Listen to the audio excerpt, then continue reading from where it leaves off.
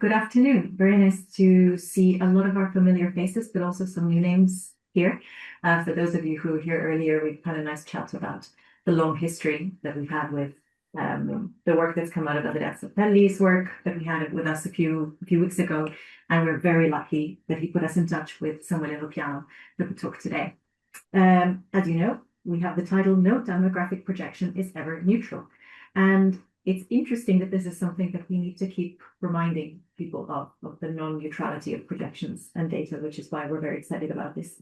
We have Dr. Samuele Lopiano, who is at the Department of Statistics and Econometrics at the Faculty of Management and Economics at Gdansk University of Technology, with a lot of work at the intersection of quantifying uncertainty, sensitivity analysis, especially, and really the politics of modeling, which is getting to the heart of what we're talking about today. What's very interesting when you look into his profile is the absolute interdisciplinarity and the sheer scale of applications to which all of this has been applied. So we have energy policy, we were talking about that paper just now before we started, composite indicators, which is very much at the heart of KGT, and demographic forecasts, as we're going to see today. As you can imagine, he's had a lot of collaboration with the European Commission's JRC, with the European Environmental Agency, and with the Directorate General of Regional and Urban Policy, which again speaks very much to the cross-sectoral applications of what Samuele is working on. He's teaching postgraduate uncertainty, sensitivity analysis, forecasting, and statistics. So really bringing this forward in terms of the next generation of people working on these questions, and carrying this also forward into a lot of interdisciplinary journal and review work. Very interestingly, is a promoter of the UK Sensitivity Analysis Forum, and it would be great to hear about that, maybe in the discussion of where this is going in terms of how people are taking it up. And there are also things about how this is going into employment, the pandemic, health, and I think it's going to be very, very, very nice to have the conversation today and understand how this framing that you're working on is really taking us through a better knowledge of how people understand projections and where we go with them. Today, we're going to be focusing specifically on the case of demographic projections, but what I found especially interesting from the abstract and from reading into your work was really where two different logics in terms of controlling a system and the unpredictability of a system have clashed, and how many very serious real-life implications for a country and also for individual families this has had in the long run. So thank you for bringing this topic to us. Thank you for joining us and for speaking. And I will stop talking now and hand straight over to you. Thank you so much for your kind introduction, Mira. It's really a lot. And well, you said pretty much everything. And my background is quantitative. I'm a quantitative person. I'm a chemist by training, but I mean, lately I've been working indeed a lot of uncertainty analysis, uncertainty quantification, and sensitivity analysis. And our point of connection is the enhancement as a way to deconstruct, scrutinize formal quantification models that are informing the decision making, and that is also enforced upon us, the decision and the policy making on a more and more regular basis. Recently, I've started to enhance this kind of analysis into a more epistemical encompassing, so to check the overall framing and the narrative that underpins the use of a given form of quantification in a model. And I think that's the relevant part of the presentation today. Let me thank you before we dig into the presentation for your invitation. It's a special pleasure to, although virtually deliver a presentation in Florence, which is home to me, really.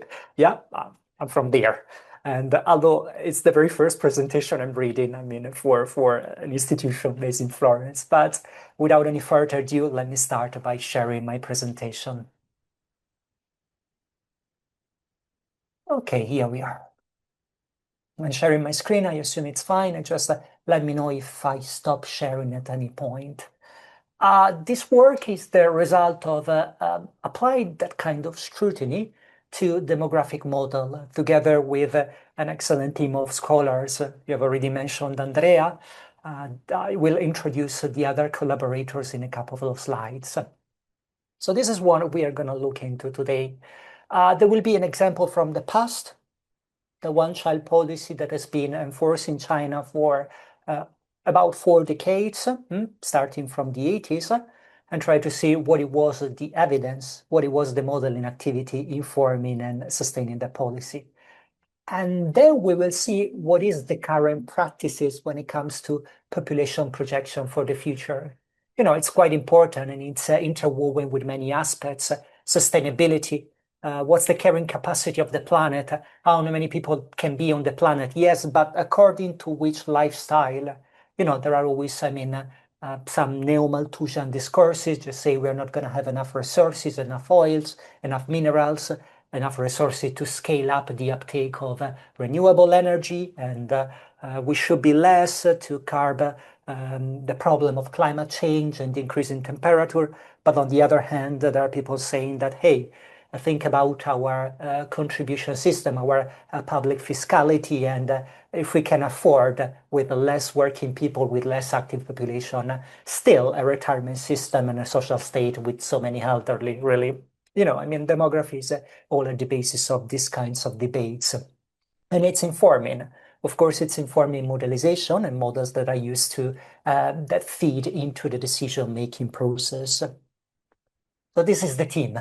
So Marta Kutz is the demographer, my colleague at Danske, and she provided the technical support for the demographic part. The other two are Roger Pilke Jr. You might know Roger Pilke. If you don't know him, I recommend you his blog, The Honest Broker. It's available on Substack. The Honest Broker is called, and he regularly publishes about policy relevant quantification. Yeah, so he enacts that kind of scrutiny to energy policy models, energy models used at the policy interface, as well as topics related to demography and also to sports, really. Yeah, if you are interested about that. He is also emeritus professor at Colorado Boulder, and he's affiliated at the American Enterprise Institute in Washington since a couple of years. Last but not least, my mentor Andrea is that has already delivered a presentation for you some weeks ago. That contributed with the overall framework for the uncertainty and sensitivity analysis part, as well as the overall epistemic analysis of the modeling process carried out. So let's come to China, really. You might think that this title is provoking. A missile scientist reshapes China. Well, it's provoking to an extent, but not so much actually, yeah? Because that's exactly what it happened, really. So how to go from missile science to population policy, because there was a team of modelers that in the end of the 70s was commissioned to run simulation and to see what kind of policy China should endorse about natality so as to achieve a sustainable population by the year 2080. Because the concern, it's the 70s, so think about those times. So the oil crisis, it was back then, a few years before, 1973. In 1972, it was published the Club of Rome report on the limits of Earth, the limits of the planet. And that what it was inspiring exactly this kind of thinking. So looking at the availability of natural resources, what it would be a safe carrying capacity for China in that specific case. And this kind of assessment was already done for a few European countries, the UK, but also the Netherlands.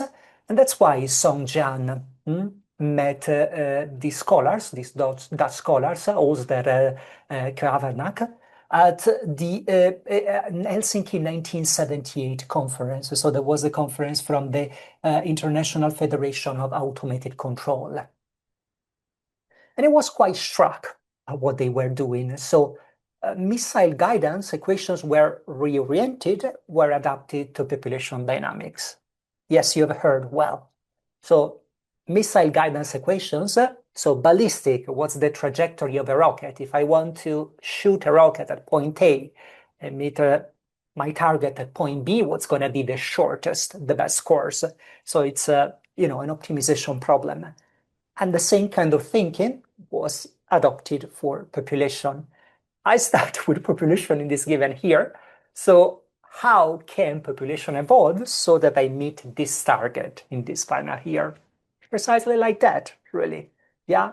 So you can just run an exercise and replace words. So replace target intercept with optimal population, replace fuel with fertility policy. And the mathematics as the base of that was exactly the same.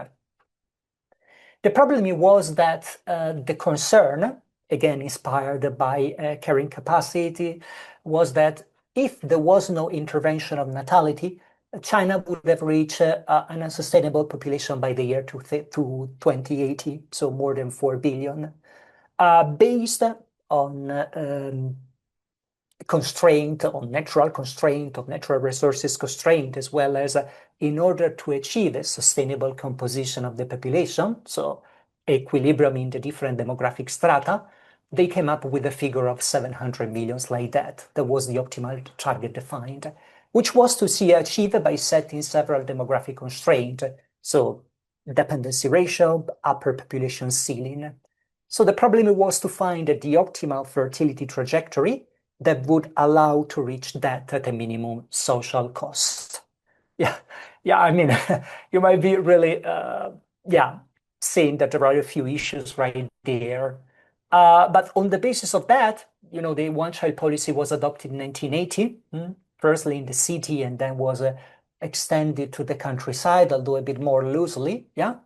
And that affected, the lives of 100 million people, Chinese people for decades that were choosing how to have an only child, were allowed to have only one child, and, all what it implied, wanted a son, so, selective gender abortion and so forth. In the words of Greenhalgh, an American sociologist, so population dynamics were conceived simply as a problem of prediction, optimization, and control, as if it was an operational research task. So forget about society, forget about individuals, forget about everything. So it can simply be treated in mathematical terms. But a few things, went differently because population decrease in China occurred faster than it was forecast. And all led to the recent revoke of the one-child policy, allowing up to a second child from 2016. I think, from 2023, if they want, they are allowed also to have a third child, I believe. I think it was revised in 2023 as well. Even make it more loose, the constraint right there. But in the meantime, what happened? Is that China's population declined in 2022 for the first time, and it keeps declining since then. And the number of birds fell by more than 500,000, half a million in 2023. And if we look at the figures for 2024 and 2025, when it will be available, it could be even more than that. Some of the projections that are being released, that are being published for China, speak about just about 500 million individuals by the year 2100. So a figure that gets revised downward annually. But we will go back to annual revisions when we talk about the second part of this presentation. On top of that, there are a few issues in terms of fiscal sustainability concerns. What we say, the dependency ratio is going to increase, and therefore, okay, how is going to public fiscality be sustainable in this context? Pension strain, shrinking labor force, with sometimes the need of resort to immigration and all the problem that it and all the issues that it may raise in society. Yeah, and these are some aspects that are affecting, are some of the policy challenges, some of the mood policy challenges that China is facing. But the point is that it's not that their numbers were wrong. There is even a bigger culprit in this story, is that the model could not have told anyone that they were wrong in principle, because the issue is with the model structure, with all those constraints there, not with the data quality. I anticipate, regardless of what data you feed into the model, the output doesn't change. So literally, the model that could not be surprised. Let's examine and that comes to the constraint that were set. Remember, ballistic, a rocket needs to go from point A to point B, fine, upon reaching a maximum height of something, or reaching a maximum speed of y. So that kind of constraint need to be applied also to society. So the social dependency ratio That is to say, the ratio of no workers per worker should always be less than 1. The age dependency index, so the dependence per working age person, so that is to say, is typically calculated as the sum of the population that is above 65 and the one that is below 14, 15, depends on the country, over the population that is between 15 and 65, okay? So this quantity is supposed to be less than 70%. Population should be peaking at most at 1.2 billion, never exceed that, and by 2080, it is to be reached population stability. So the number of births need to be equal to the number of deaths, so that there is, an equilibrium. That is to be achieved by setting a bound for fertility, so a minimum of 1, so 1 child per human, up to a maximum of 2.16. 2.16 being considered a replacement rate. So in principle, a couple has 2 children, that would be a replacement, then considers, some, infertility, some other issues, and so it is set at 2.16. So 2.16 children per human, that would be exactly the replacement rate from one generation to the other. So the point is that these constraints are really, really too many, to the point that the optimizer has practically no freedom. So the 700 million target is met regardless of whether data you feed into. This is the results of, as we shall see, of our uncertainty analysis. The constraints and not the parameters is what determine the outcome. Yeah. We try to perturb some parameters, so to make 8 parameters uncertain, and to perform 256 Monte Carlo simulations. So I'm aware, that the audience is mainly qualitative, so I don't know, I think, that not many of you are running models or doing a quantitative part. I will try, to convey a general understanding about the technical part of the models, really, although I won't dig into the nitty-gritty of the quantification of how we perform things. Anyway, there is anyone that is interested to have a look more in depth at this aspect, we can, spend some time in the Q&A about that. There's no problem at all, really. In Monte Carlo simulation, when you perform them, so you assume an uncertain distribution, some uncertainty value for some uncertain values for the input parameters that are fed into our simulation. So you take you sample one value from their distribution for each simulation, and you repeat that n times, in this case 256, in which you have sampled 256 times different points from the input distribution that you have. You combine them into the model and you have an output. Our output that are shown here on the right-hand side. The uncertainty input parameter was the initial age pyramid, because the data were informed about the demography in China, but the demography in rural area, so we are talking about China of the 70s, that there wasn't, an exact census there. So we were, assuming some room of variability in what it was the actual age pyramid, quite generously. Then what it was the fertility rate for women. So there were data available from mid-70s from 2 different provinces, and we were plugging into the simulation these figures for the different fertility rate alternatively to acknowledge this variability in this datum. What is the evolution of mortality? So you're running the simulation, with the improvement of medicine and the increase of the life expectancy throughout the second part of the 20th century. Yeah, now we are a bit stuck over the last decade. But anyway, it was how mortality for each age band, for each age cohort is going to decrease. So we were, kind of supposing a different possible trajectory for the decrease in mortality. And that was the rate of newborn female ratio. So we know that currently in China sits at about 0.48. So out of 100 newborn, 52 are male and 48 are female. So we were kind of varying, acknowledging this uncertainty by making this varying between 47 and 50%. Was the fertility age shift? So at what age women would be having their first children? By acknowledging the tendency toward having the first partum, so at later ages. So these were uncertain parameters that were related to the demographic part, to the data. We acknowledge also some uncertainty in the algorithmic part. So what's the tolerance of the optimizer? So at what point shall we deem that the optimizer has converged and the optimization is over? What the maximum number of iterations that the optimizer can perform to find the optimal solution?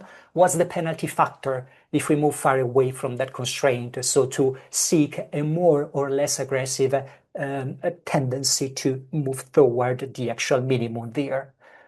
And the output, what we obtain, I mean, it's here. So a population is converging regardless of what you do in all the simulation to, well, you see somewhere between 670 million and 700 billions. Well, just an uncertainty of 30 billion at most. The dependency ratio stays at most around 0.52. It's included between 0.5 and 0.54.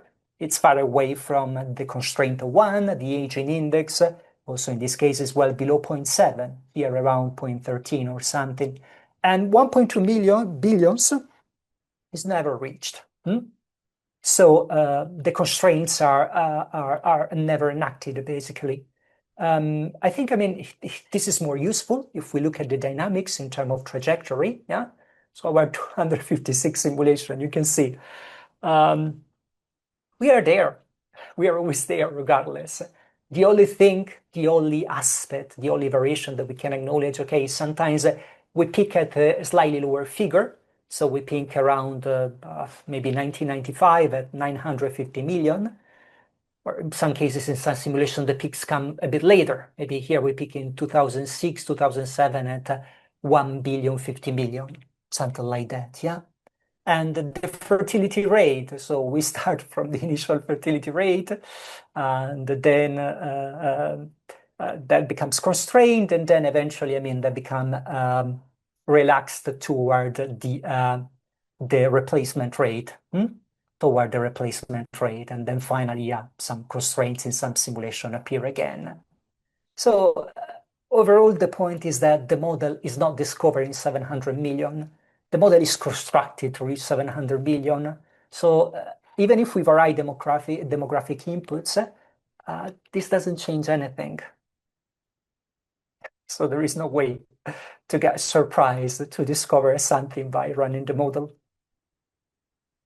Yeah, and here it's good to quote Gian Domenico Maione's word. By the way, when preparing this presentation, I've learned that Gian Domenico Maione has been emeritus professor at UI for a few years, actually. Yeah, so it's great. I mean, and he has been inspiring quite a lot our research. The model is practically a normative target that is laundered into mathematics. So a genuine decision support model should be sensitive to changes in the model structure and the data alike, in Gian Domenico Maione's word, but the sum models fails on both counts because it doesn't do anything. We are perturbed, it converges to the same part. So this could be in the definition of Flydara model as a chameleon model in that sense. So a chameleon model is the model whose assumption have dubious connection to reality, but whose conclusions are applied uncritically to policy. So presents the appearance of scientific rigor while it practically works as an advocacy instrument. So let's see, I mean, if that could be the case of a chameleon. Does varying the input change the outcomes? Nope. Do constraints reflect evidence of objectives? Well, the constraints practically reflect the objectives. Can the model answer what-if questions, which is related to the sensitivity test? So what if I change something, does it change something else? But we have seen that it was not the case, really. So that could be, well, a chameleon model. Because it's very relevant in exploring a model. I mean, from the perspective of a model is like a garden of working paths, like to quote Borges, to quote, I mean, his 1949 novel. Because every time that a modeler makes a modeling choice, he's actually taking a bifurcation, he's taking a fork. So either to adopt a given modeling framework, a given set of model equation, or adopt another framework. Either to plug in data from a given source, plug in them for another source, or do a mean. I mean, all of them are methodological choices which are going to determine a bifurcation, and we are going to end up in different points. And in the exercise that we were running before, in the uncertainty analysis, we are taking several of these bifurcations and we see where we were heading. The point is that we were heading always in the same point. So it was not truly a bifurcation. Because, but the point is that while we may think, I mean, that thinking about the Communist Party lead of the China back then, obviously, I mean, you want to fabricate a model because you need the evidence to endorse a given policy. So, I mean, I mean, that needs to be the job, and the model cannot produce any finding that is in the contradiction with the policy that it wants to be promoted, really. Well, okay, maybe, but the thing is that Song is quite, a paradigm case is quite blatant, but the thing is that this is not an anomaly, if you look at that, because I'm going to bring some example from nowadays, and I'm going to show that, although not in such an extreme way, but similar culprit still occurs. Because when it comes to produce still nowadays demographic projections, the standard view of demographic uncertainty is simply in terms of parameter uncertainty. So saying how many children there are going to be per human, how fast will mortality decline, what is it going to be the migration flow when we speak about a country. Obviously, if we speak about the planet, there is no migration flow because there are not individuals coming from outer space or people leaving Earth for outer space, obviously. But on top of that, there is an aspect which is typically overlooked. That would be the model structure. So the kind of demographic model that you are adopting is affecting the output that you are obtaining, and quite a lot. And that's one assumption. I mean, it's the very first bifurcation. So what model are you going to use? And we showcase this in the second example. The first to introduce the term garden of forking plats by inspiring to Borges was Andrew Gelman, a statistician. The point is that if we want to think about these model choices in demography, they would translate into something: which model paradigm should one adopt? Which mortality classification, which time series order if you are using a time series model, what data source you are using, what estimation procedure you are using. So each of these choices represent a fork that describe the overall model space.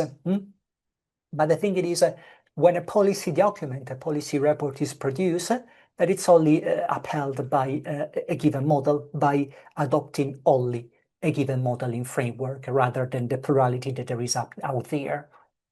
This is to here the chart on the right shows several of the models that we have been considering, and I'm gonna specify what are their characteristics without entering too much into the details. But there are several model specifications that can be adopted to produce to a demographic projection. In our case, it's going to be a global demographic projection because we are going to assess the projection of the world population up to the year 2050 and 2075. The thing is that this fork is closed before the conversation begins at the policy level. We can think about many reputable, really, to the point that they are the standard of the literature. They are considered as a benchmark. They are continuously using scientific research as the standard. And even, I mean, when an alternative policy is adopted, it's benchmarked against this. If we think about the shared socioeconomic pathways that are used at the IPCC, so the International Panel for Climate Change, they namely observe a different scenario with alternative futures, but when it comes to the demographic paradigm, really, that was just the fork was taken once off stage before the multi-scenario analysis began, because it is built on the same structural demographic assumption, model-wise, really, on which, I mean, all these small perturbations are taken into account. But this is not an exception. Other examples are the UAG report in 2024, So which is, it does not report any structural uncertainty quantification. On the International Monetary Fund, the staff discussion note on, again, I mean, it's about pension scheme, a pension system, but I mean, it doesn't mean the same thing when it comes to the demographic part. So let's characterize this uncertainty that can be a place in this exercise. So if we open up this space, if we initiate this conversation and engage with it, what's going to be the outcome?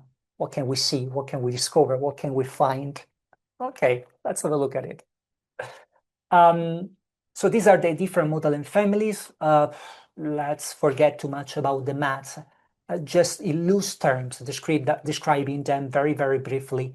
The cohort compartment subdivides the different age groups into cohorts, typically could be 5-year cohorts, 10-year cohorts, or yearly cohorts, and it's examining how it varies when people age, so they enter the cohort. When they get older, they will move to the next cohort. Within that, there could be some mortality, very simply. So it's modeling like that. The Lee Carter, it's a way to model submortality. So it's a mortality submodel which is embedded into a cohort component. There's also the Lotka model, which is another demographic model that is based on the continuous equilibrium paradigm. So treats things a bit differently rather than mathematical wise, rather than the cohort component. And finally, there is the ARIMA. It's another typology of model. So it's a typology of model that it's data-driven. So ARIMA, it's an acronym that stands for autoregression, integration, and moving average. So uses a statistical component that on the basis of the data, of the trajectory that you were observing, you can produce a forecast by extrapolating that in the future, said, I mean, in very, very loose terms. Even in the ARIMA, so how you choose the autoregressive part, how you choose the integration and the moving average, several modeling choices are possible because you can choose a different order, so a different mathematical derivative in which you are considering or which component you are bringing in. Yeah. For instance, if you choose an ARIMA 0, 1, 1, it's simply an exponential smoothing. So, and that can depend well on the analyst. So sometimes the difference is very, very tiny. Typically, what I teach in my students when it comes to simulation and forecasting course is just to compare some information criteria to choose which model performed the best. But what it happens often is that the models are quite close to each other, the different choices are perfectly legitimate. And that's what we are going to perform. We are going to explore all of them. In our experimental design, in this case, we acknowledge 10 uncertain inputs. So some of them are related to the model. So first, what paradigm are we choosing? It's going to be a cohort component model, a Lotka intrinsic rate model, or an ARIMA. It's informed by a trigger. So in our simulation, we pick one of the three. And then there is another level of submodel. So for the cohort and compartment, we choose whether to apply an exogenous mortality or a Lee Carter mortality. And if we pick the ARIMA, we choose one of the 4 specifications of the ARIMA, dependent on what order is given to each of the components that we had before. On top of that, we acknowledge some uncertainty as regards the data. So in terms of fertility scale, mortality scale, migration scale, and trend strength, I mean, that we have there. And then there is something specific about the Lee Carter model, some other technical parameters. So we have 10 uncertain input parameter. We perform just above 1,000 simulation, repeated because of the experimental design a few times. So in the end, we are running 22,000 simulation. I don't meet it right now why we are running exactly 22,000 simulation. If you want, we can look more into the detail why that is the case, that we need that number of simulation. And in addition to characterize the uncertainty, so how is the world population look like in 2050 or 2075 by acknowledging the uncertainty in this data, in this demographic parameter that are fed into the model, and on top of that, the model structural uncertainty, so the bifurcations that we are actually taking. In addition to express, so what uncertainty we are going to have for the population figures in these years, it could be interesting to apportion this uncertainty onto the input parameters and assumptions. So if we consider that variability, what of this uncertain input and assumption is going to be most responsible? What is it especially due to? And we do that by performing variance decomposition sensitivity analysis. Variance, it's a matter of variability. There are other measures of variability. We come up with indices that are quite easy to calculate and to convey. So there are the Sobol indices. They are quite easy to convey because they are included in the range 0 to 1. The higher, the more influential.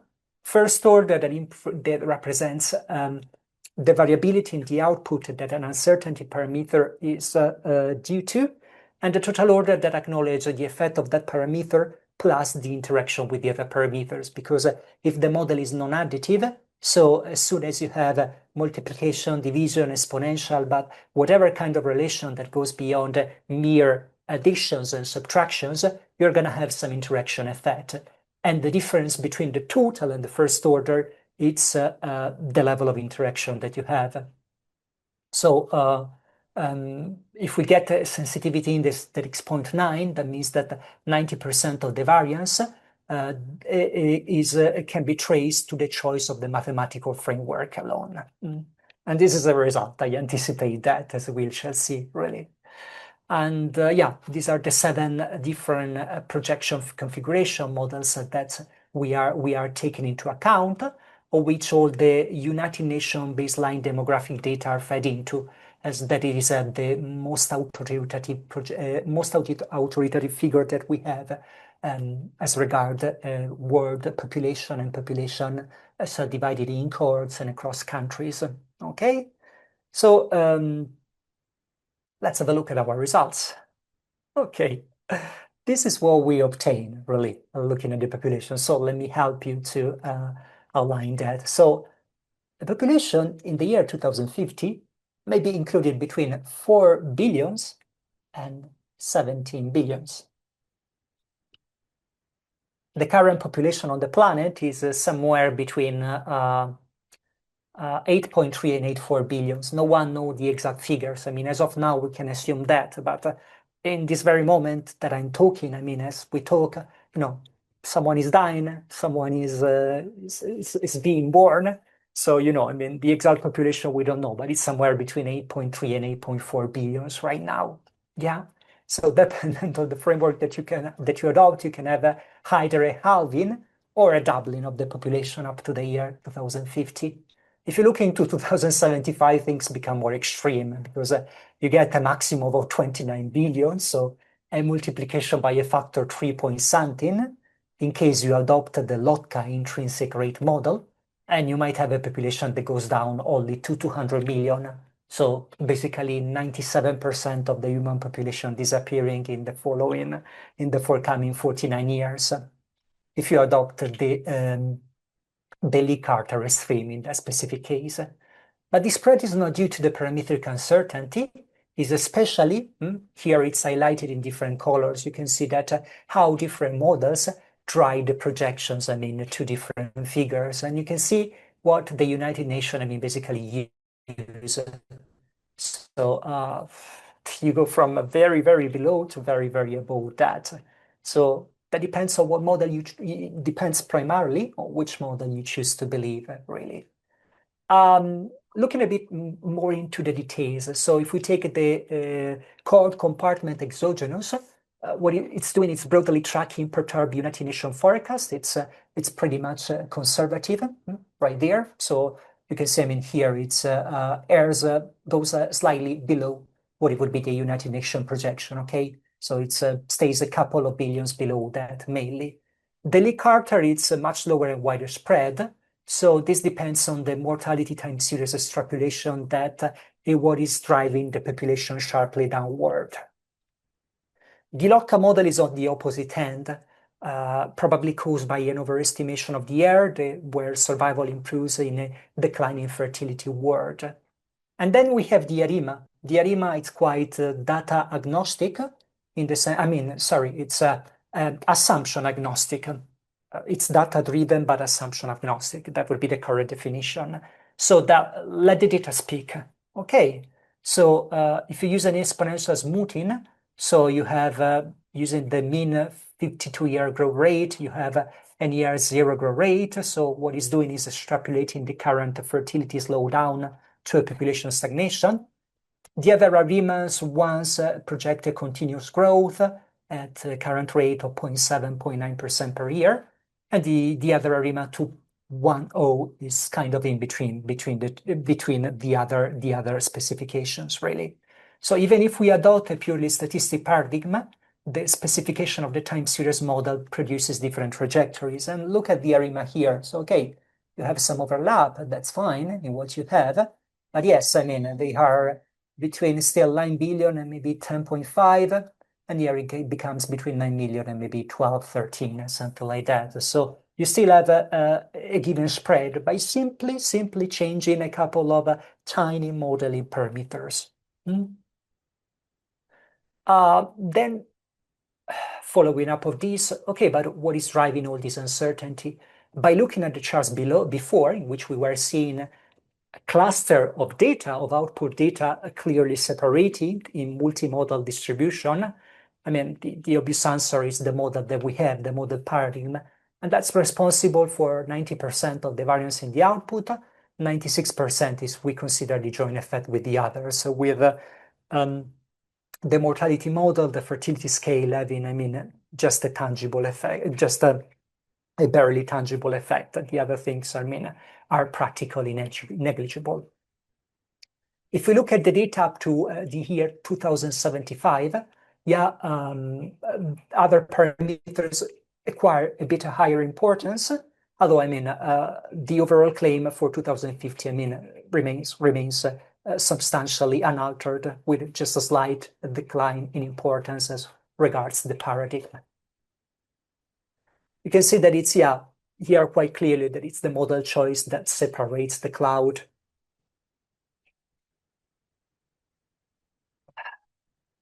Dependent on what paradigm you are adopting. So we can see that within a given paradigm, the fertility scale can have some influence, because I mean, we can project some trajectory dependent on that, although it cannot be compared to the differences that you obtain really once you select a different model typology. So another interesting finding related to that is the finding of asymmetry, which in terms of an empirical asymmetry in the uncertainty space that we observe in the output. So the ARIMA 0111, so the exponential smoothing, it's the most data-driven and assumption-free choice, extrapolates the declining growth rate trends to what it would be the logical endpoint. The ARIMA 011 resonates quite well with other modeling activity that have been proposed in the literature. So like Geruso and Spears that found that the core fertility has not rebounded in any of the country where it fell below replacement. There has not been any inversion in trend, regardless of how maternity-friendly policy you are endorsing. Some European countries are trying that. China was also trying, I mean, in removing the one-child policy to lead to more children. But I mean, is that the figure of the independent professional woman really, rather than, a housewife has become that strong that reverting the trend has been quite hard. And so far, there hasn't been, I mean, any proof across the country of the world that the many, an increasing number of countries in the world that has fell below the 2.1, 2.2 children per woman threshold. Yeah, and that's exactly the point of GOBI, so that family institutions are not diffusion that cannot be easily reserved, really. Even if we take the second differentiation ARIMA specification, so that allows the growth rate to trend, projecting a moderate continued growth, but the trend allowing assumption would be itself a structural choice. Overall, the long-run population projection that we observe are not symmetric, because the declining scenario are historically anchored, and the recovery scenario depend on structural assumptions that are not supported by the current evidence. What are the implications governance-wise in terms of policy making? I've already touched upon a couple of reports that were informed by the demographic projection, so the UAG report and the International Monetary Fund. So they were trying, I mean, to impose binding fiscal rules and pension laws, or in this case, I mean, to suggest special pension schemes, but we have seen the structural uncertainty on the demographic part was definitely absent. So if a structural modeling choice is invisible, that cannot be contested. Full stop. So democracy over assumption becomes impossible when the assumptions are hidden into a single official forecast. What are you going to contest? I mean, there. And in this sense, it's a distinction that Roger has been proposed is interesting across prediction, forecast, projection, and scenario. Because, I mean, they refer to different things. A prediction is a singular expected outcome, whereas a forecast, it's a probabilistic information across a range of outcomes. So not just one outcome, you are already acknowledging more. A projection is more nuanced in the sense, I mean, that it becomes conditional. So if this assumption holds, this follows. So it's conditional, conditional on something happening, okay? And a scenario, it's a projection that has been opened up, so acknowledges several possible projections. So it's a coherent possible future without a certain likelihood. Well, to be fair, there are also weighting scenarios, combined scenarios in which likelihood is being attributed, but let's forget about those for the scope of today's presentation. And the problem is that frequently, what are the projections that we observe in the literature, so that are conditional, hinge upon given condition, they are presenting a prediction, so an accurate, a face value data point. And the conditionality is erased when this is translated from modelers to policymakers. Up, it's gone, really. And obviously, I mean, it's taken with a different value. Definitely, I mean, that number becomes authoritative, yeah, and not conditional on what you had before. So something get lost in translation, and something quite important. Because, I mean, if one adopts scenario and multimodal projection, then structural uncertainty must be communicated honestly. Overall, adopting scenarios and multimodal projection could be argued that, well, that could hinder the decision process, but that does not necessarily paralyze that, because what it happens is that they make the basis of decisions contestable. Yeah, so it's opening up democracy in this sense. Another interesting dichotomy is the one between uncertainty and ignorance. So in that, uncertainty can be characterized and propagated by modeling fertility rates within plausible ranges, mortality trends under alternative assumption, and propagating data through Monte Carlo simulation, apportion their effect through sensitivity analysis, and representing the output within confidence intervals. As regards the demography dimensions that we have looked today, but you can replace demography with another field, and I mean, that applies also to other fields. Ignorance is different because, I mean, that resists quantification. Ignorance comes from a recognized model structure, from the presence of unknown unknowns. We don't know what we don't know, simply. I mean, it's beyond. It's not considered that because we simply don't know that it exists, really. And also the assumption we do not know that we are making, because, I mean, there are always tacit assumptions, also in good faith. I mean, it's not necessarily, I mean, that people want to oversell their models, really. Is that some assumptions are made because we used to do that, because in this field, because this school, this university, you know, that there has been this scholar that has inspired the research lines for 4 or 5 decades. We have always been doing like that, really. Yeah, and you don't feel the urge or the need to document that or to make those explicit and visible, because it has always been the practice, as I said, even in good faith, really. So the structural model choice, I mean, it's quite important because it lives in ignorance space. So standard stochastic projection would be quantifying uncertainty within a model. They do not quantify uncertainty between which model to use. What we have done in our exercise was to adopt a modeling of the modeling process. So in that we move structural choice as regards the model to adopt from the field of ignorance into uncertainty. And these choices can be characterized and communicated, can become visible rather than being, a blind spot of the quantification. But also other tools that can be used for the interest of how, how that should be used. The output of this model that it's used to inform the decision-making process.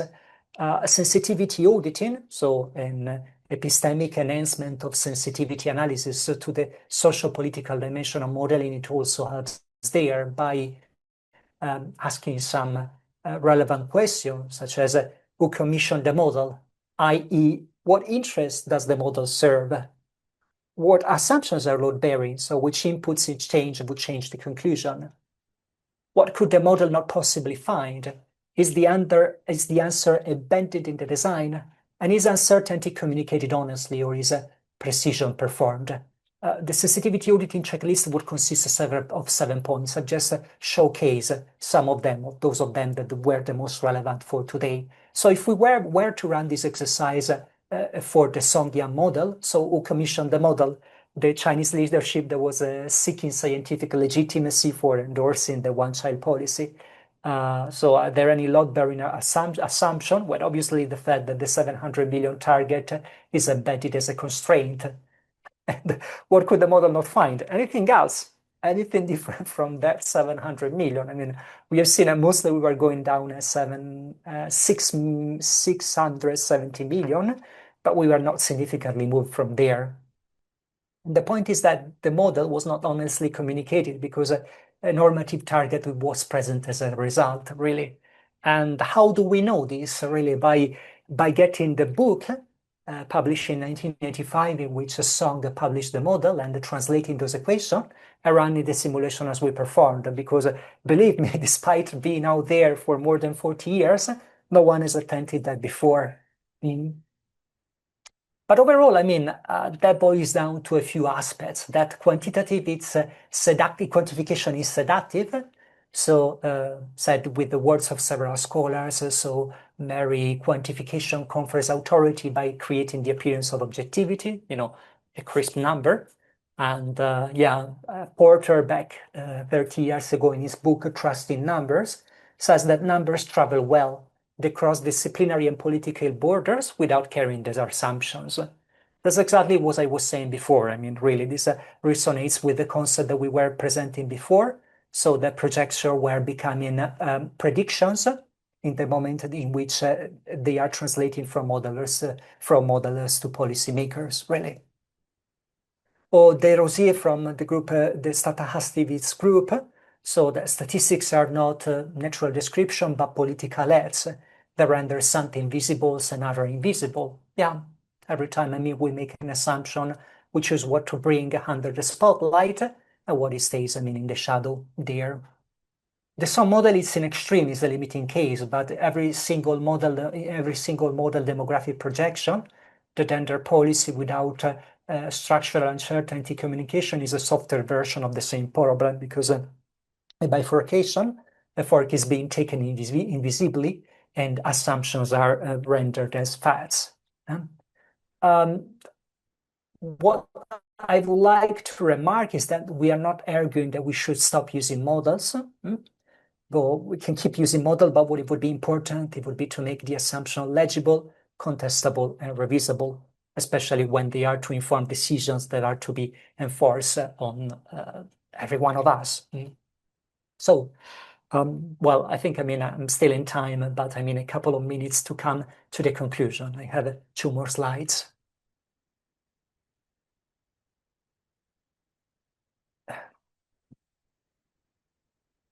In looking at the demographic projection of world population for the year 2050 and the year 2075 for the forthcoming years, we have chosen the choice of paradigm. So what model to adopt accounts for about 90% of the projected population variability, with fertility rates, mortality trends, and data quality that explains the remaining part, the remainder. Even if we take a neutral statistical model such as ARIMA, that's not neutral because dependent by simply changing slight components, there, that can be two different long-run trajectory. So even a statistical regression brings to assumption-free model, yeah. And unfortunately, current policy practices systematically hide structural uncertainty. We have seen several examples that rely on single demographic model choices. So with that bifurcation, the fork is being taken before the policy conversation begins. So what the number says about the future depends on which model you choose to believe, and this belief is never made explicit.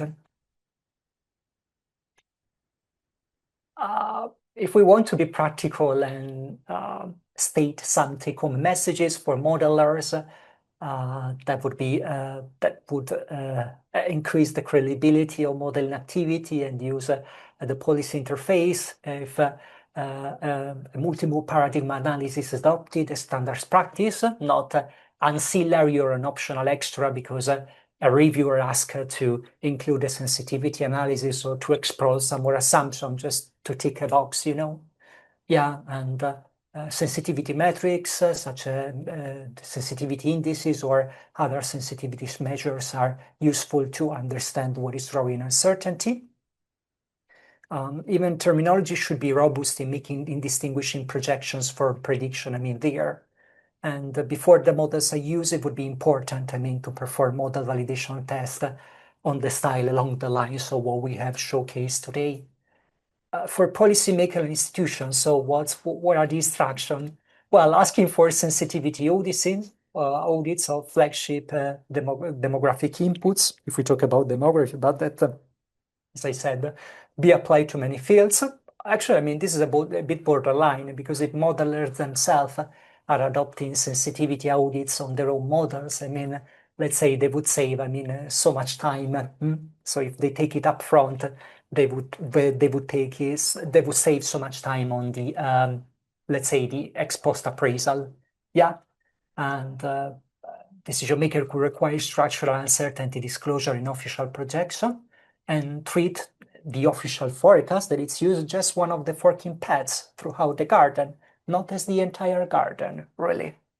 So overall, another deeper point would be that robust uncertainty quantification does not paralyze decision making as we could think. Yes, but if you are feeding evidence that it's so much affected by uncertainty, are you not paralyzing the decision making process? No, actually, you are contributing a more honest way to it by making the embedded assumption legible, contestable, and where warranted, also revisable.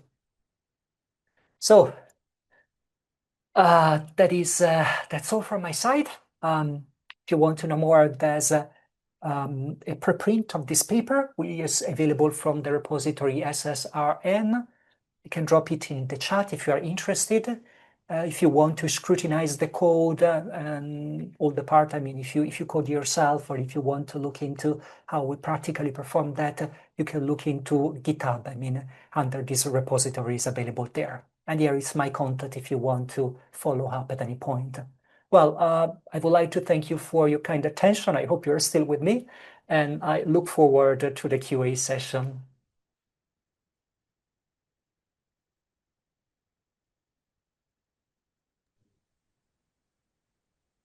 Thank you very much. And without missing a beat, I see already we have a hand raised from Calliope. So I would actually pass straight over. I would like to ask you a question.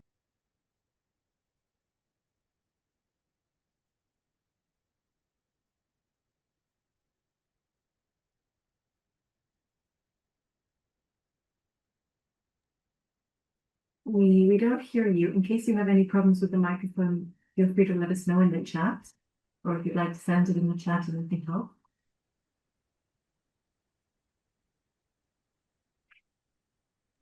Vera, can you unmute Calliope from? I can ask, it allows me to ask her to unmute. Okay. Which I've done, but it still requires her consent to do so.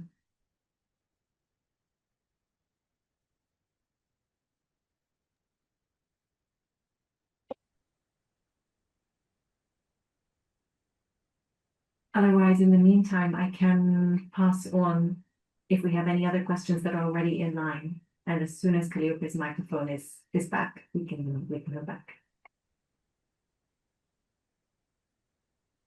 Yes, Gabby, of course. Thank you very much. And Calliope, please jump in when you are ready.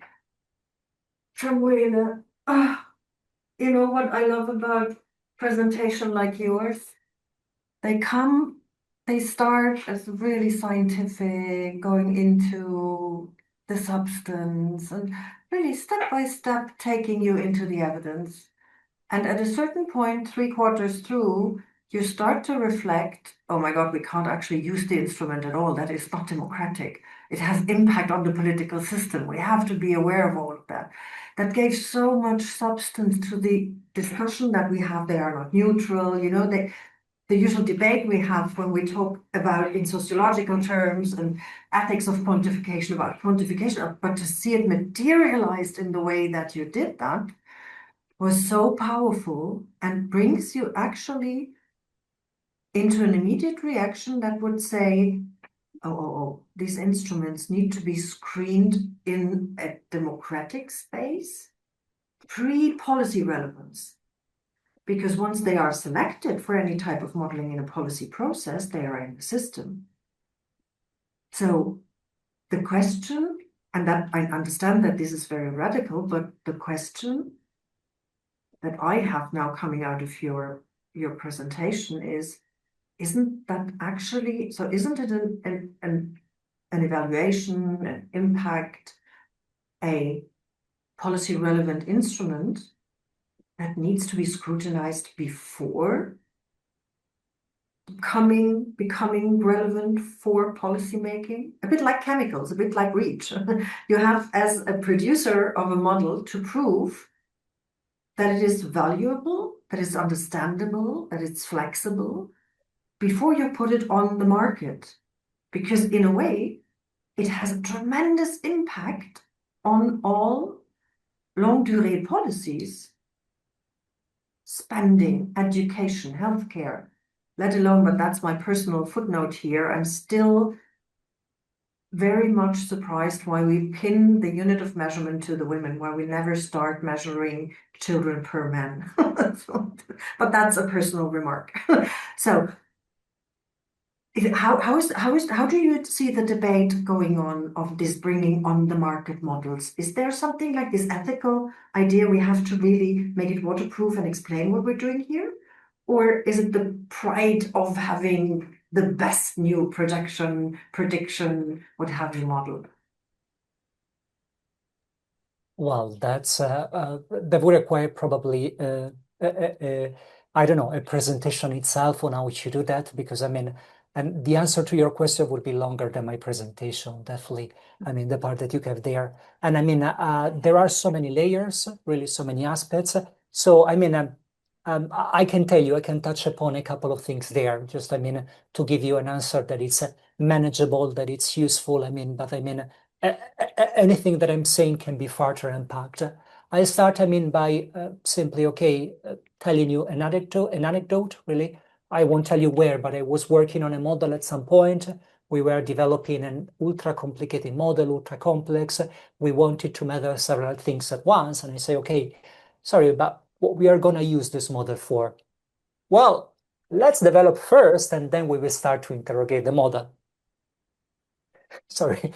So we are developing a bazooka, something that is extremely big. We don't know exactly for, and then we say, okay, we will interrogate, not up front. I mean, so we need to tackle this problem. We have this specific question, and we develop this model because, I mean, we want to address this question. So up front, we wanted to have the bazooka, the tool, and then say, okay, let's see what we can do with that, really. Okay, that kind of practice. And I wanted to address so many questions, to change the state of the art of science, but also have policy relevance all at the same time.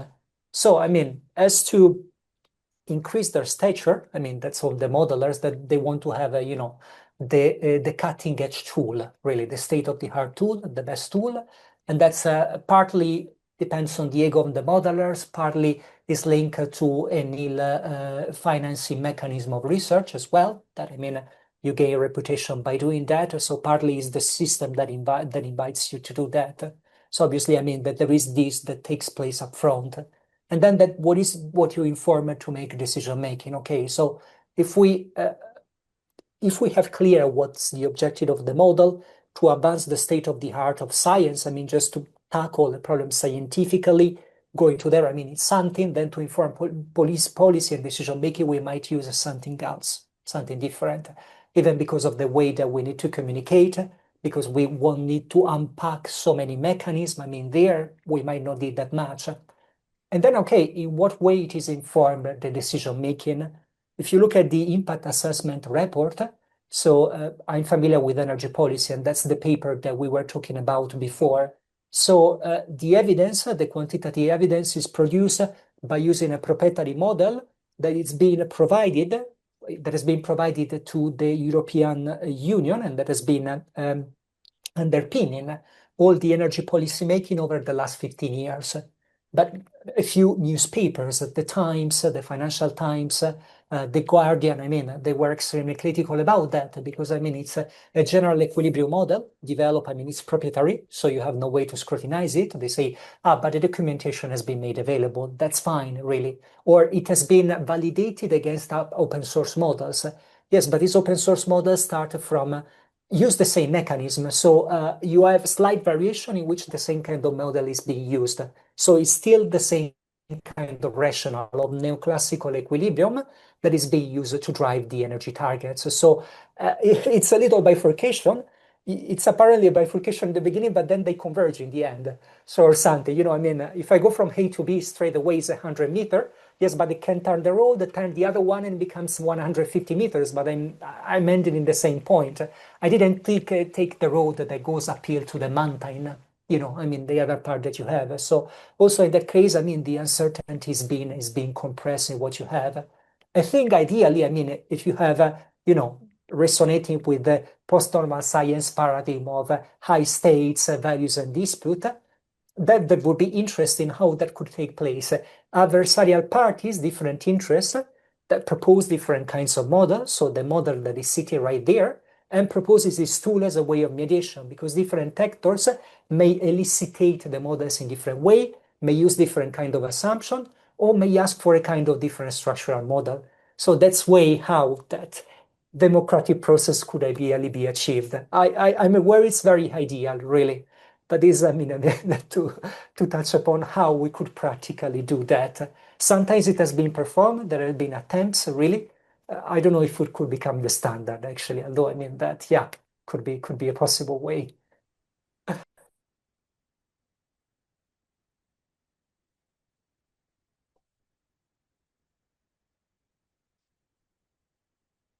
Mira, your mic could be on. We would hear you better. Thank you. I was just saying, I think Calliope has fixed her microphone, so I would pass straight to Calliope. Yes, I managed to do it. I'm sorry about that. This is a tablet and it's more complicated than a computer. So thank you very much. It was impressive. Also because I am not very familiar with statistics and all these technical parts, but you also managed to explain in very clear terms what is behind all these techniques that we do not understand since we are not specialists. I will continue a little bit what Gabi said, and have two short questions, and I will explain why. Who can discuss? It's, I think, the question regarding this ideal world where all these models can be discussed. Who can discuss this apart from experts who understand what this is all about? And then isn't there a structural incompatibility between the scientific approach and the political approach to the issues, which is extremely difficult to bridge and to treat in some way? I will give you a short example. During the crisis years in Greece, there were very sharp cuts in pensions, and all this was based on certain projections, predictions. I don't know how to call them.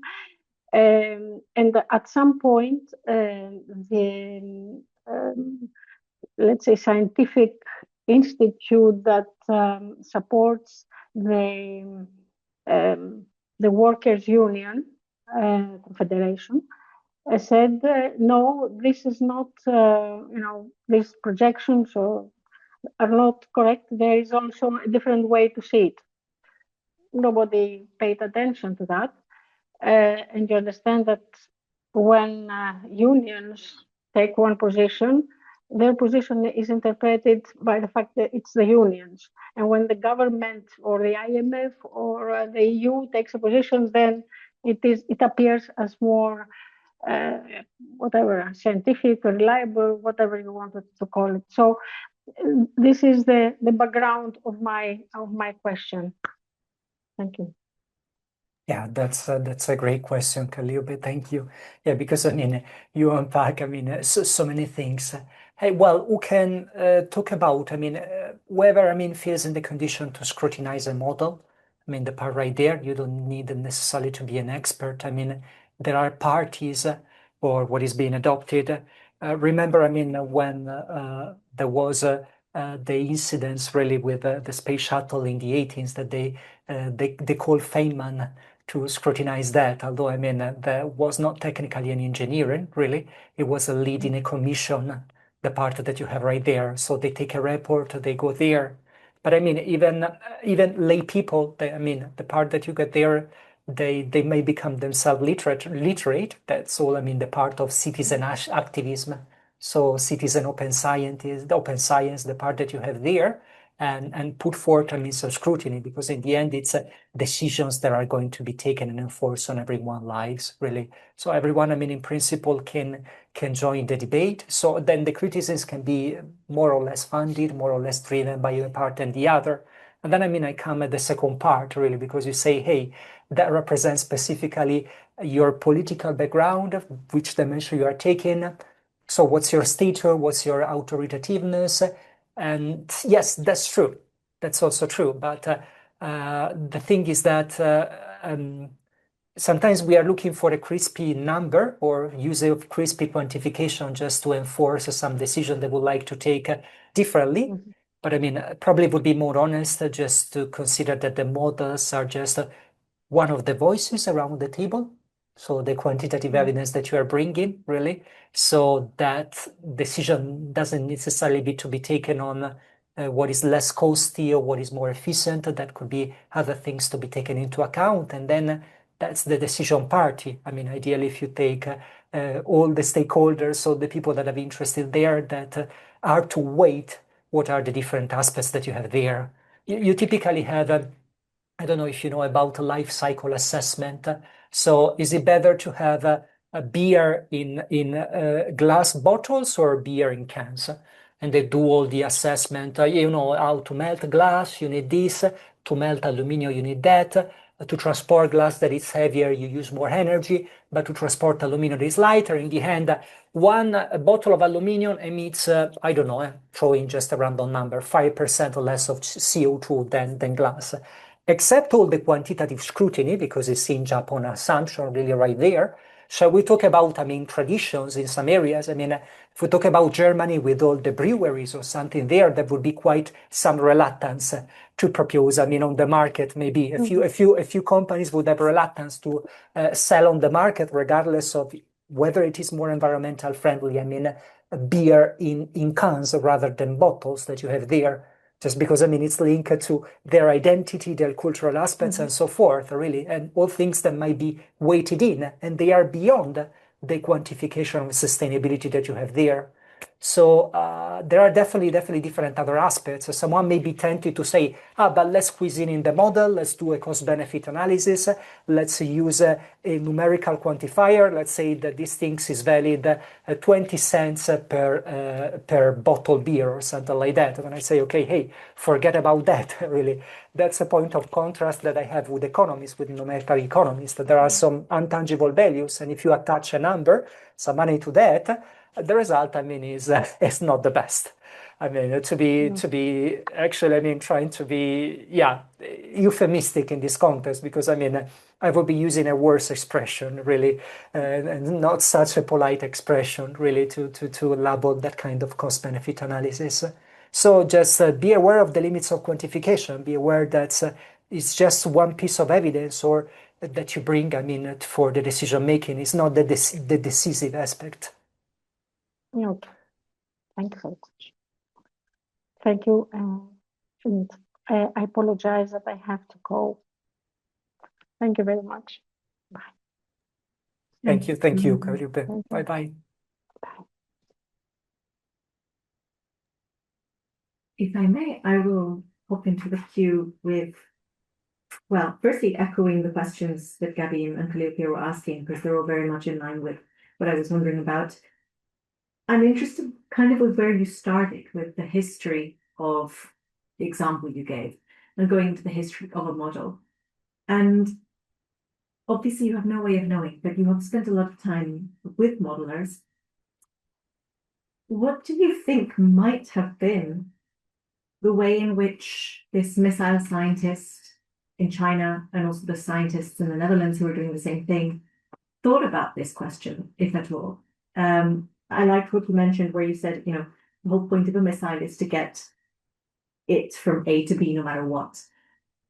Do you think, based on your work with modelers in a totally other time and context and all that they were entirely ignorant of this contradiction and this of what was really at the core of your role as a missile scientist versus the sheer complexity of population dynamics? And we're still talking about the 1970s and 80s. We're not talking about, a few hundred years ago, where we were dealing with complex population challenges as a species and things. Might it have been a question of saying, we know that this is limited, but without the computational technology that we have today, it was too cost intensive to test other models. And you say, well, we have this one, let's just go with what we have.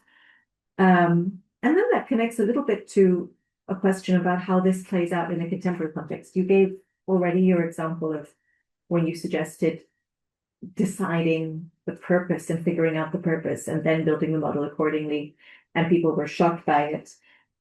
In general, when you're presenting things like this to modelers, or if you're calling out a model and showing, for example, the population examples you gave us, all of the limitations, what kinds of reactions do you receive? Are people shocked and they feel bad that the model they've been using has such limited and such conditioned outcomes? Do they resist it? Do they want to engage with a change and also find some accountability a priori so that you don't have to wait until it's in the newspaper for somebody to hold it accountable, by which point it's already gone through the whole machinery because they want it to actually be policy relevant?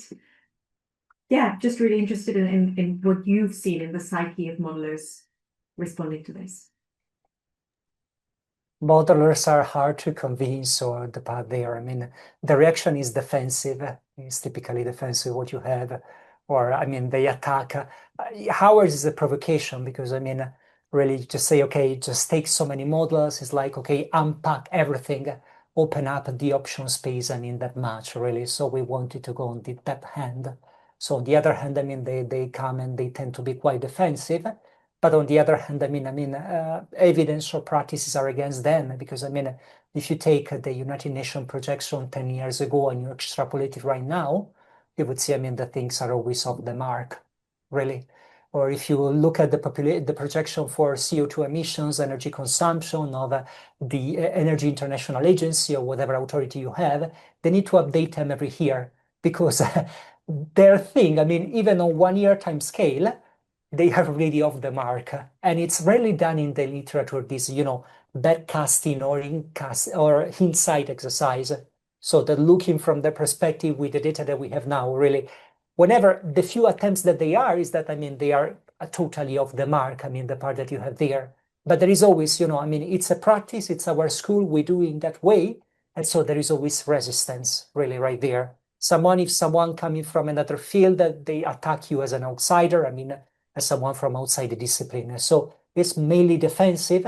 Once in 100, you get someone to say, hey, maybe we could do something with that. On the other hand, if you speak to STS scholars or someone like that, just say, okay, maybe we use a different language, or yeah, that's not my background, but they say, hey, that resonates with something that we are saying. So no model themselves, other people acknowledge, this kind of critics and the validity, that it's a legitimate, a kind of legitimate critics, but model themselves know that often, really. Why did they think, going to your first question, why did they think that way at the end of the 70s, beginning of the 80s?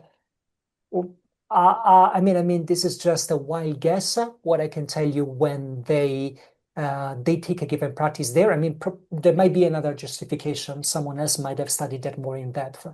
If I need to tell you, look at the modeler, okay, why do you take an approach from a different field and you apply that? Sometimes because it's convenient, it's quicker. Some other cases because it's cool. You are an innovator. You take an approach from another field and you bring it in another field. So it's cool, it's high impact. Everyone is going to look at you. Consider, really, when Twitter was still a place, there was every day a scholar just say, I want to apply these things, from quantum mechanics to the field of a population. Something like that. Something that didn't make any sense. Or until 10 years ago, there was agent-based modeling. Agent-based modeling wasn't functional. Everyone wanted to do agent-based models everywhere, really. I've been working also at some point, okay, let's do an agent-based model. Who are the agents? The buildings. Because we are looking at energy demand and heat anthropogenic emission in the city of London, but we cannot take individuals. So as we have, and we are modeling buildings individually, so let's take the buildings as agents that they exchange individuals, so that the occupancy of building changes and the energy demand changes there. But you're attributing an agency to buildings that doesn't exist conceptually in doing that. That can be elegant mathematically, but it doesn't make sense. And now we are on the field of machine learning, really, or something. Oh, let's use machine learning that is going to solve our problems on statistical analysis, and consider artificial intelligence with the exponential growth of computational capacity. There is going always to be less thinking, and it's all about people deploying bazookas everywhere.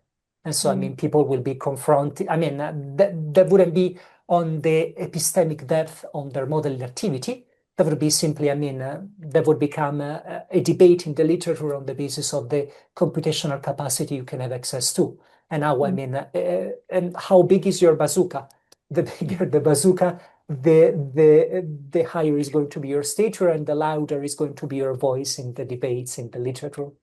Unfortunately, I hope to get wrong. I hope, that we can self-correct that at some point. But unfortunately, yeah, hanging out with Andrea and a few other people, I began to become more pessimistic about that. Thank you. I would, I think there was Gabby and then Andrea. Mine, Andrea, now that you have the hand up, mine, just a short bridge to yours, I assume. I'm just throwing in some words. Literacy, Samuel, you said the model became contestable, where I then thought, oh, it first became understandable, and then it was open to debate. So that's basically the bridge then to making that more democratic. And you linked to environmental principles, and that's what I actually immediately wrote down. Precautionary principle, prevention principle, do no harm. Actually, that these things need to come with scientific leaflet that is in understandable language, what the model can't do, what they can't say. But with that, I hand over to Andrea for the rest of my time. No, I want you only to say very briefly that from what I read from the study that have been made by sociologists embedded into modeling communities is that the modelers use two different jargons and two different way of communicating among themselves and with the outside world, which is not surprising at all. I mean, this is probably a feature of any craft. The second quick remark is that it's not easy to publish papers like the one Samuele and I and other friends write, because they are systematically sent for review to modelers who push back sometimes angrily, and we have to navigate, try to, withstand. And I know Nature published a few days ago just about China an article say, oh, we need more than ever social scientists into the natural scientists. Yes, of course. Good luck with that. So, but still, I think that this is a useful work to do. Totally. I just have a blatant remark on self-promotion there. Data and Policy, Journal of Cambridge University Press. There's a community behind that. We are organized in 6 different areas, and I'm engaged in an area that is called Policy and Literacy for Data, where we are exactly sensitive to these questions, and the journal focuses on these questions. So whenever you don't get a paper into a journal, this community is very open. In Barcelona, by the way, in September is our annual conference. I don't know if you've heard about that.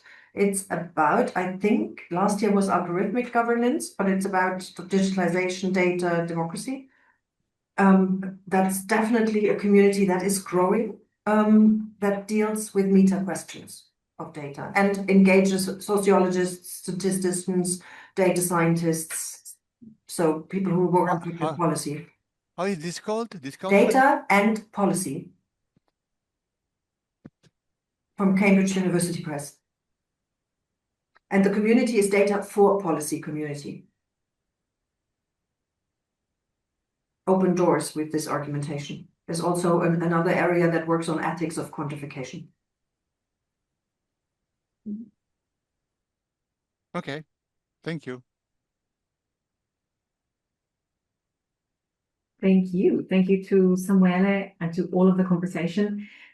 I really, as you were working through this presentation, kept trying to think of an analogy of something that would, I don't know, drive home the absurdity of what's not being considered.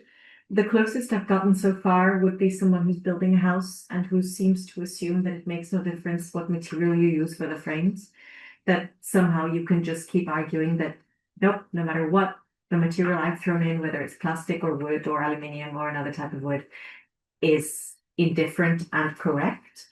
And I still, I think it would be very interesting to be a sociologist within the modeling community, and also very frustrating to try and get to the heart of where this goes wrong so systematically, given that it's also within a scientific community. So premises of accountability and methodological choices and transparency, and supposedly, as you say, the meaningfulness of what you do.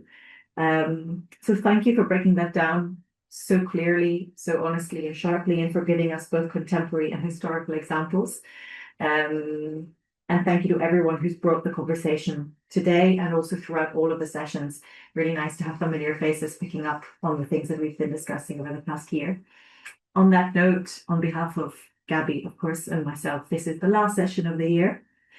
But we would love to hear from you and anyone else in the network in case you'd like to be presenting with us next year as part of Knowledge Governance Transformations. You know where to find us. I'll hand over to Gabby if you like.